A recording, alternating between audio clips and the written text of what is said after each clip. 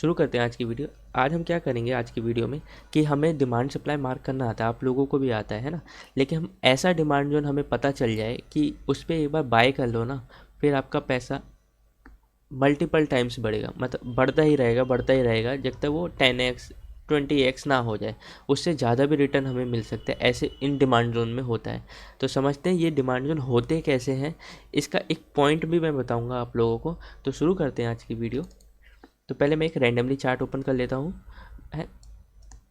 अब मैं आपको वो पॉइंट बताता हूँ साथ साथ में। देखो, हम लोगों को ये पता है कि कोई डिमांड जोन किसी सप्लाई जोन को तोड़ता है तो वो अच्छा डिमांड जोन होता है, पावरफुल होता है। लेकिन मैं आपको एक और पॉइंट बताता हूँ इसी वीडियो में कि अगर कोई डिमांड जोन किसी सप्लाई जोन को तोड़कर प्राइस को ऑल टाइम हाई पे ले जाता है ना, तो वो डिमांड जोन बहुत पावरफुल होता है। और उसी डिमांड जोन में हमें क्या करना होता है, पैसा लगाना होता है और आंख बंद करके छोड़ देना होता है। क्यों? मैं आपको एग्जांपल्स दिखाता हूँ कुछ स्टॉक्स के, जिनने एक अपने कंसोलिडेशन को तोड़ के प्राइस को ऑल टाइम हाई पे ले गया था। तो एग्जांपल शुरू करते हैं एक्सिस बैंक। ठीक, थोड़ा पुराना डाटा देखेंगे। एक्सिस बैंक से शुरू करते हैं। एक्सिस बैंक में मुझे क्या दिख रहा है कि प्राइस इस एरिया में कंटिन्यू कंसोलिडेट कर रहे थे, इस एरिया से ऊपर जा ही नहीं रही थी, है ना। लेकिन अभी जो मैंने पॉइंट बोला उसके अकॉर्डिंग अगर प्राइस इस एरिया को तोड़ देती है और एक डिमांड जोन बना देती है, यानी कि फिर प्राइस क्या करेगी, एक ऑल टाइम हाई लगा देगी। जब इस टाइम की पिक्चर थी, है ना, ऑल टाइम हाई लगा देगी और उसने डिमांड जोन साथ में बना दिया, तो वो डिमांड जोन हमारा बहुत ज़्यादा पावरफुल होगा। देखते हैं आगे पिक्चर करते हैं। ये थोड़ी सी आगे किया, आपको दिख रहा है कि इस वाले डिमांड जोन ने पूरे कंसोलिडेशन को तोड़ा है और प्राइस को क्या किया है, एक नया ऑल टाइम हाई दिया है। तो अब हम क्या करते हैं, इसको मार्क कर लेते हैं। ये होगी हमारी प्रॉक्सिमल लाइन, ये होगी हमारी डिजिटल लाइन। ठीक है। अब एक और चीज़, ये एरिया पावरफुल क्यों हो गया, अब मैं इसकी पावर आपको दिखाता हूँ। टाइम लगता है ऐसे डिमांड जोन में, प्राइस को आने में टाइम लगता है, लेकिन जब आते हैं ना ऐसे डिमांड जोन में, प्राइस रुकती ही नहीं है। फिर अभी कोविड आया था, है ना, 2020 में। देखोगे ये कोविड की सेलिंग है, किसी ने भी प्राइस को नहीं रोका, बस इसी एरिया ने क्या किया है, प्राइस को रोका है, अप मूव दिया है। और फिर ऐसी एरिया में अगर आप पैसा लगा के छोड़ देते ना, तो आपका पैसा सही में बहुत बढ़ जाता। मैं एक ही स्टॉक की बात नहीं करूँगा, मेरे पे मल्टीपल एवरेज चार्ट्स हैं, मैं आपको वो दिखाता हूँ, स्टॉक से सॉरी, वो भी दिखाता हूँ कि इस एरिया ने क्या किया है, पूरे कंसोलिडेशन को तोड़ा है, ऑल टाइम हाई पे ले गया है, फिर इसके अंदर एंट्री दिया है, फिर ये एरिया चला है। अगर मैं इसके रिटर्न की बात करूँ इस यहाँ से, तो देखा जाए ऑल टाइम हाई का, तो इसने 368% दिया है हमारे को, है ना। ऐसे एरिया में बाय करना और इन्वेस्टमेंट करना बहुत अच्छा होता है। मैं और एग्जांपल दिखाता हूँ आपको। भारत फोर्ज, अब एक और चीज़, भारत फोर्ज इस एरिया से ऊपर जा ही नहीं रहा था। आप लोगों को दिख गया होगा यहाँ पे डिमांड जोन, लेकिन पहले थोड़ी सी पिक्चर समझते हैं। प्राइस क्या कर रही थी, इस एरिया में घूम रही थी, कंसोलिडेट कर रही थी जब भारत फोर्ज नया नया था। प्राइस को ऑल टाइम हाई पे कौन सा स्टॉक डिमांड जोन ले गया, मैं कह सकता हूँ ये वाली डिमांड जोन ने प्राइस इस कंसोलिडेशन को ब्रेक किया और प्राइस को नया ऑल टाइम हाई दिया। ठीक है, इसको मार्क कर लेते हैं। कैसे भी मार्क करो आप इसको, बेस कैंडल मारो या इसको मानो, वो आपके ऊपर है ना। अब एक और चीज़ इसमें देखोगे, सेम कोविड के टाइम पे इसके अंदर प्राइस आई थी और प्राइस यहाँ से कितना अच्छा रिटर्न दिए। अगर इसी समय हम इन्वेस्टमेंट करते तो हमारा रिटर्न भी अच्छा बनता, है ना। अगर मैं परसेंटेज वाइज देखूँ, ये स्टॉक्स हमारा बना है 770 ऑलमोस्ट बना है ना।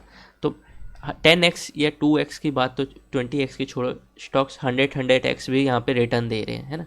ऐसे डिमांड जोन में जो अपने कंसोलिडेशन को तोड़ा हो और प्राइस को एक नया ऑल टाइम हाई दिया हो। एक और देखते हैं, इमामी लिमिटेड, इसको भी मार्क कर लेते हैं। अब यहाँ पे देखोगे, एक यहाँ पे कंसोलिडेशन चल रहा था, ये रेड कैंडल के ऊपर का मैं मार्क करूँगा, ये वाला एरिया। ठीक है। अब एक और चीज़, इस कंसोलिडेशन को तोड़ा किसने है, अभी मुझे दिख रहा है इस वाले एरिया ने तोड़ा है। लेकिन अगर मैं ध्यान से देखूंगा ना, मैं मंथली टाइम फ्रेम पे जा रहा हूँ, अभी मैं क्वार्टर पे हूँ, मैं मंथली पे जा रहा हूँ, उसी एरिया के पास मुझे क्या दिख रहा है, इस एरिया को ऑलमोस्ट ब्रिज कर दिया था, इसी एरिया ने कर दिया था, है ना। यानी कि मेरा ये जो डिमांड जोन बना था ड्रॉप बेस रैली का, ये जब जा रहा था ऊपर तो इसने इस नया हाई यहाँ पे बना दिया था। क्यों? क्योंकि अगर मैं इसका हाई दिखाऊँ आप लोगों को, देखो एच लिखा है 181.90 और इसका मैं हाई दिखाऊँ तो यहाँ पे कितना है 182.67 लिखा है ना। तो इस एरिया ने क्या कर दिया था, ब्रिज कर दिया था। मैं इसको हटा देता हूँ। अब देखना इसके अंदर एंट्री मिली प्राइस में डिमांड जोन में, अगर मैं इसको डिमांड जोन मान के चलूँ, इसके अंदर एंट्री मिली इमामी के अंडर और ये स्टॉक्स कितना ऊपर गया, ऑलमोस्ट इतना, है ना। ये होता है हमारे इन्वेस्टमेंट वाले डिमांड जोन जिनमें हम इन्वेस्टमेंट करते हैं। इसके अंदर देखोगे हमारे को 553% का रिटर्न मिला है स्टॉक्स के अंदर। और स्टॉक्स दिखाऊँ तो मैं आपको JSW एनर्जी आपने सुना होगा, मैं इसके मंथली टाइम फ्रेम, अभी मैं इसकी रिसेंट की ही पिक्चर दिखा देता हूँ, ठीक है। ये एरिया था पूरा, है ना, ये वाला जिसके ऊपर मैंने एक हॉरिजॉन्टल लाइन पहले से ही रख रखा है। इस एरिया को तोड़ा किसने है, मुझे क्या दिख रहा है, इस नीचे वाले ने तोड़ा, लेकिन ये पूरा गार्बेज एरिया, इसको हम डिमांड जोन में मार्क नहीं कर सकते। मैं क्या करूँगा, छोटे टाइम फ्रेम पे जाऊँगा, लेकिन छोटे टाइम फ्रेम पे जाने से पहले मैं आप लोगों को एक चीज़ दिखाना चाहता हूँ। ये कैंडल एक बार ऊपर गई, फिर डाउन आई, फिर ऊपर गई है, ठीक है। इसको सर्कल करते हैं एरिया को,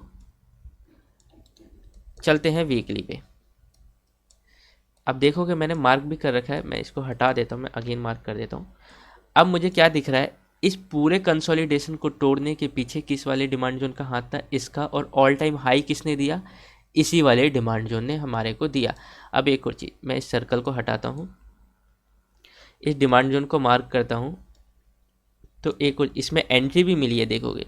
और प्राइस कहाँ तक गई है, बहुत ऊपर तक गई है। ऐसे डिमांड जोन में एंट्री मिलने के बाद प्राइस क्या करती है, सारे डिमांड जोन फॉलो करने लगती है A to Z।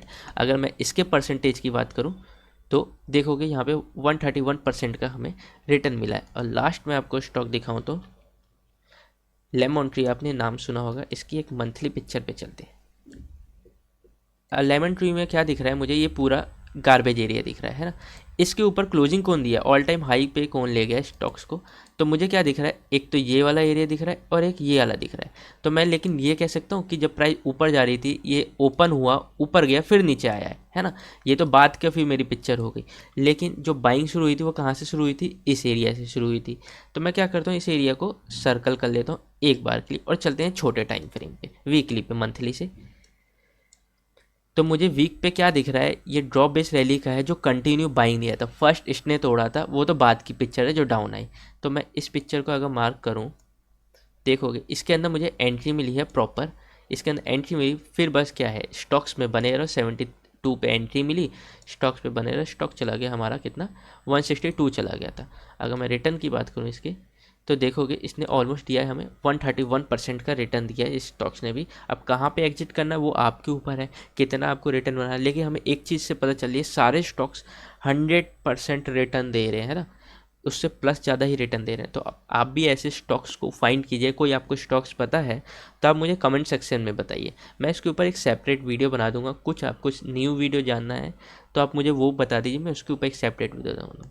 अगर आप चैनल पर नए हैं तो सब्सक्राइब कीजिए। कमेंट सेक्शन में आपको व्हाट्सएप चैनल का लिंक मिल जाएगा, इसके अंदर हम स्विंग ट्रेड डिस्कस करते हैं, ना कि दे ही जाती है आपको बस डिमांड जोन दिया जाएगा, आपको ऊपर है वो उसमें ट्रेड करें या ना करें, क्योंकि स्क्रीनर है ही नहीं कोई मार्केट में डिमांड सप्लाई का, तो इस वजह से।